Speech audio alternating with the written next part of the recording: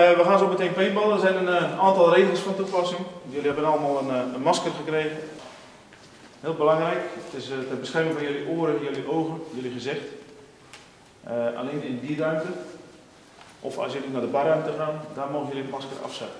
Voor de rest, jullie krijgen een paintballwapen. Tippen. Hopper bovenop met de balletjes. Gasfles met CO2, drijfgas voor het wapen. Voor de rest is het een semi-automaat. Elke keer als ik de trekker overhaal, dan gaat er een balletje uit. Je bepaalt zelf hoe snel of je schiet. Veiligheid. Knop boven de trekkersgroep. Indrukken. Nou is die onveilig, wordt die daar rood. Dan kan je schieten. Terugdrukken, nu is die veilig.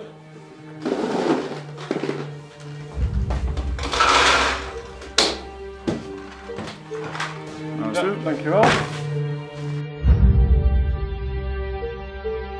Ready! This game starts in 3, 2, 1! Go, go, go, go, go!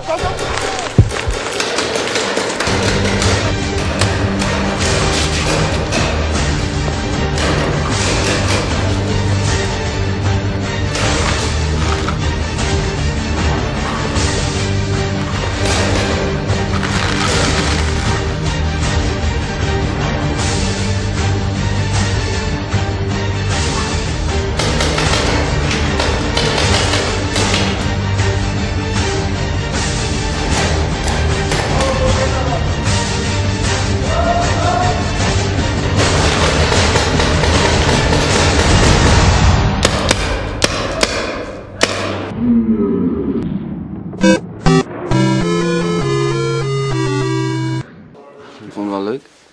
Weer de kind naar boven getrokken. Hij zei, ik heb nog 1 kogel. Ja, man. En ik denk van, oké, fuck it, dat raakt hij toch nooit. Zo'n stukje bij mijn hoofd ging dat Matrix-stijl zo naar achteren.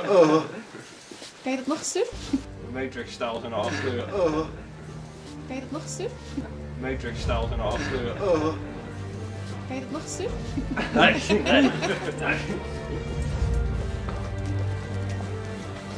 En nou blauwe plekken. Ik hoop het niet, ik denk het wel.